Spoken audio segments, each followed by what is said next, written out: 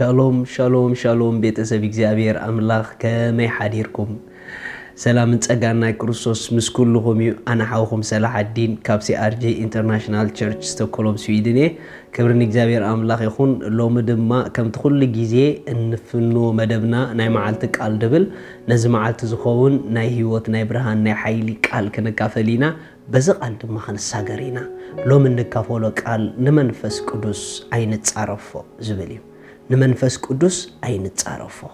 ዋው እቲ ቃል ክትዛረቦ ንገዛ ርእሱ ብጣዕሚ ታሽሙ ድኸብደካ ቃል ደፍርሐካ ቃል እዩ ምክንያቱ መንፈስ ቅዱስ ኣይጸረፈኒ እሱ ህይወትና እዩ ንሱ እስትንፋስና እዩ ንሱ ፈጣሪና እዩ ንሱ ጎይታና እዩ ንሱ ሁሉ እንትናና እዩ ክርስትና በመንፈስ ዝመጸ ህይወት በመንፈስ ቅዱስ ከዓ ዝነበር ህይወት እዩ ብዘይብኡ ምንም ነገር ክንከውን ኣይንኽእልን ኢና እሱ ክጸረፍ ኣብ ልዕሊ ቃል ክወጽእ ኣይግባእን እዩ ክብርና አምላኽ ይኹን መጽሓፍ ቅዱስ ኣብ ማቴዎስ ምዕራፍ 12 ድሕሪ እዚ ከዓ ጋኔን ዝሓደሮ ዕውር ዓባስ ናብኡ ኣምጽኡ ንሱ ድማ ነቲ ዕውር ዓባስ ዝርእን ዝዛረብን ገይሩ ኣሕወዮ እቶም ህዝቢ ኩሎም ከዓ እዝስ እቲ ወዲ ዳዊት ዶ ኾን እዩ ኢሎም ኣስተንከሩ ፈሪሳውያን ምስ ሰምዑ ግና እዚ ብዘይ ብቢኤል ዜቡል እቲ ሓለቓ ኣጋነንቲ ነጋነንቲ ኣይውፅኦምን እዩ በሉ ማይ ጂሰስ ርኢኹም ኣሕዋት ካብ ዘይ መፍላጥ ዝወፁ ቃላት ክሳዕ ክንደይ ከበድቲ ምዃኖም ቀፂሎም ከምዚ ኢሎም ኢየሱስ ሓሳባቶም ፈሊጡ በሎም ንሕድሕዳ እተፈላለየት ኩላ መንግስቲ ተዓኑ ንሕድሕዳ እተፈላለየት ኩላ ከተማ ወይ ቤት ከዓ ኣይትነብርን እያ ሰይጣን ንሰይጣን ካብ ዘውፅኦ ንሕድሕዱ ተፈላለየ እታ መንግስቲ ደኣ ከመይ ኢላ ትቐውም ኣነ ኣጋነንቲ ብቢኤል ዘቡል ዘውፅኦም ካብ ኮንኩ ደቅኹም ደኣ ብመን የውፅእዎም ኣለዉ ስለዚ ንሳቶም ፈራድኹም ክኾኑ እዮም ኣነ ነጋነንቲ ብመንፈስ ኣምላኽ ዘውፅኦም ካብ ኮንኩ ግና ዋው ብመንፈስ ኣምላኽ ዘውፅኦም ካብ ኮንኩ ግና እነሆ መንግስቲ ኣምላኽ ናባኻትኩም መጸት ወይስ ቅድም ነቲ ሓያል ከኣሰረ ናብ ቤት ሓያል ኣትዩ ኣቑሑኡ ከብዝብዝ ዝኽእል መን ኣሎ ድሕሪዚ እዩ ቤቱ ዝብዝብዝ ምሳይ ዘይኮነ መቐናቕንተይ እዩ እቲ ምሳይ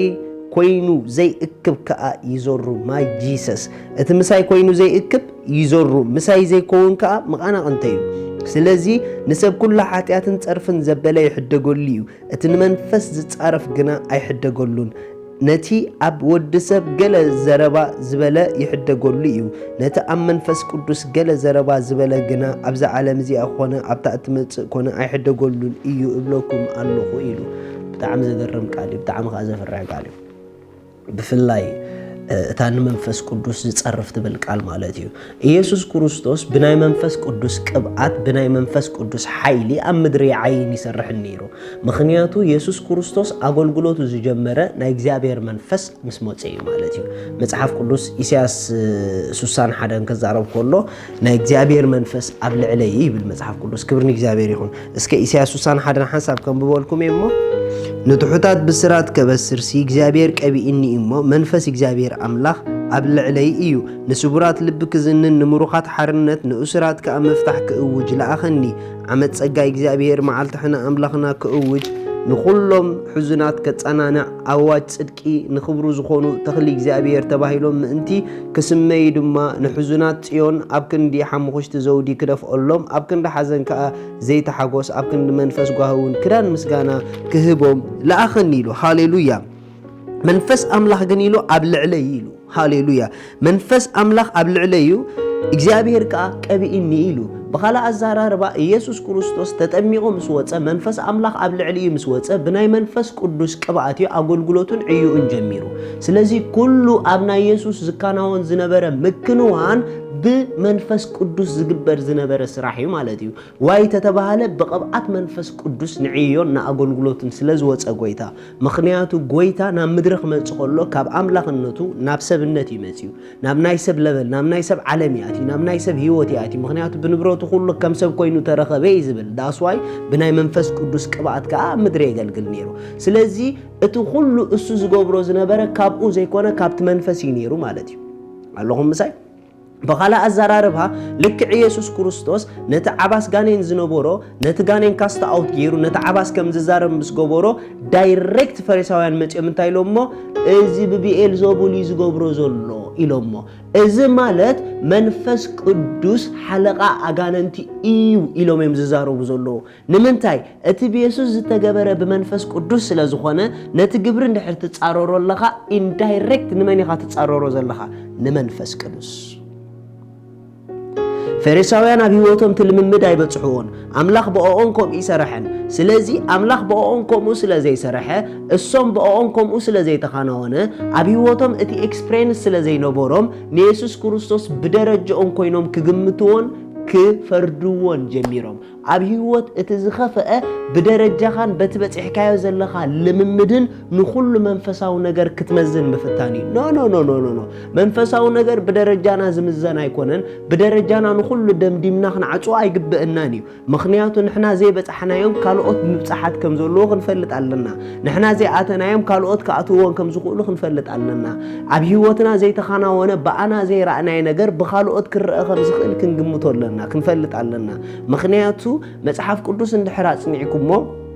ኣብ ሙሴ ዝነበረ ኣሰራርሓ ብሙሴ ኣምላኽ ዝገብሮ ዝነበረ ብኢያሱ ኣምላኽ ዝገብሮ ዝነበረ በበይን እዩ ስለዚ ኣምላኽ ካብቲ በኣና ዝገብሮ ፍልይ ብዝበለ መንገዲ ብሕዋትና ክሰርሕ ይኽእል እዩ ኢየሱስ ጎይታ እዩ ርኢኹም ንሕና ዘይረኣናዮም ነገራት ኣሕዋትና ክርእይዎ ይኽእሉ እዮም ኢየሱስ ንዘለኣሎም ጎይታ እዩ እቲ ዝኸፍአ ግን ንኹሉ ኣብ ብጽሕናኻ ኾንካ እንድሕር ትመዝን ኮንካ ንኹሉ በቲ ስኻ ዘለኻዮ ደረጃ ጥራሕ እንድሕር ትግምቶ እንድሕር ኮንካ ካብቲ ስኻ ዘለኻዮ ወፃኢ ምክንዋን ኩሉ ሓሶት እዩ ዝብል ርድኢት እንድሕር ኣለካ ኮይኑ ኣብ ልዕሊ መንፈስ ቅዱስ ብዙሕ ቃል በድዐ ክትዛረብ ትኽእል ኢኻ ከምዚ ሕጂ ዘጋጥም ንሪኦ ዘለና ማለት እዩ ኣሕዋት ኣምላኽ ብቕብኣት ከተስኦም ከሎ ብናይ ፈውስ ጸጋ ብናይ ቃል ኣምላኽ ምግላጽ ጸጋ ብትንቢት እግዚአብሔር ከልዕሎም ከሎ ልክዕ ክንበዩ ክጅምሩ ከለዉ እዚ እኮ ጠንቋሊ ክገብሮ ዝኽእል ስራሕ ይንብል ኣስማት ክጽውዑ ከለዉ እዚ እኮ ጠንቋሊ ክገብሮ ዝኽእል ስራሕ ይንብል ማይ ጂሰስ ምክንያቱ ኖርማሊ ድመስለና ተቃል ካብ ኣፍና ክነውፅኦ ከለና እዞም ሰባት ከምኡ ክገብሩ ዝገበሮም እንተ ደኣ መንፈስ ኣምላኽ ኮይኑ ንመንፈስ ኣምላኽ ኢና ጠንቋሊ ንብሎ ዘለና ስለዚ ኣሕዋት ፕሊዝ እንተ ኽኢልኩም ብመንፈስ መርምሩ በቃሉ መርምሩ ልዕሊ ብጽሒትኩም እንድሕር ኮይኑ ግን ክሳዕ ትበጽሕዎ ስቕ ምባል ጽቡቕ እዩ ምክንያቱ ኣብ ምዝራብ ብዙሕ ኣበሳ ኣሎ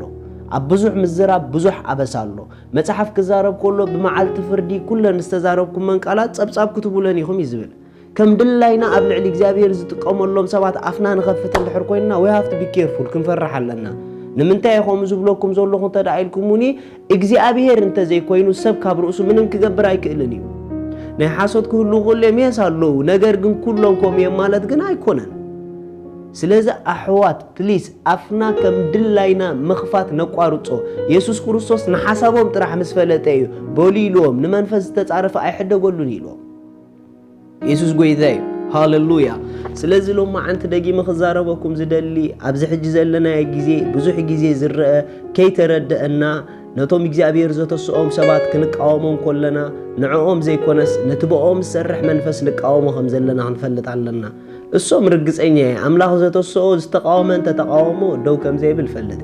ምክንያቱ እግዚአብሔር ይተስይዎ ብሰብ ኣይተስኡን ብሰብ ስለ ዘይተስኡ በኣምላኽ ከዓ ክቕጽሉ እዮም እቲ ኣብ ልዕሊኦም ዝቃወምን ዝዛረብን ግን ንህይወቱ ብዙሕ ክሳራ ይኸስር ማለት እዩ ስለዚ ሎማዓንቲ እውን ደጊመ ክብለኩም ዝደሊ ኣፍና ንምኽፋት ኣይንቐልጥፍ ብዘይርድአና መንገዲ ኣብ ልዕሊ መንፈስ ኣምላኽ ዘይድልቓል መታን ከይነውፅእ ስለዚ ንጠንቀቕ ንመርምር ንፍለጥ እንተዘይኮይኑ ግን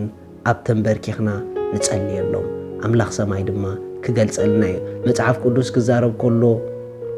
ኩሉ ክበልዕ ዝተፈቀደሉ ኣሎ ኢሉ ከም ዝተፈቀደሉ ዝፈልጥ ኣሎ ኢሉ ሓምሊ ጥራሕ ከም ዝበልዕ ዝተፈቀደሉ ዝመስለኸ ኣሎ ኢሉ ስለዚ እቲ ኩሉ ከም ዝበልዕ ዝተፈቀደሉ ዝፈልጥ ሓደ ደረጃ በጽሕሎ በዚ ዘለዎ ደረጃ ነቲ ሓምሊ ጥራሕ ዝበልዕ ዝመስሎ እንታይ ይግበሮ ኢሉ ኣይንዓቆ ኢሉ ኩሉ ግዜ ላዕሊ ዘሎ ብምንዓቕ ይዝህረም ስለዚ ካብ ምንዓቕ ንርእሲ ይሓሉ ምኽንያቱ ታ ጎደናቲ ኣቱማላ ሓሊፍዋ ይሓው ድማ ዛሕጂ ዘለዋ ጽባሕ ከኣትዋ እዩ ማለት እዩ ነታ ሓምሊ ዝበልዕ ግን እንታይ ኢልዎ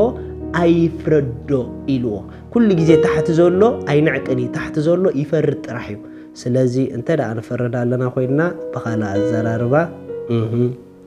أملاك سماي بساخني شالوم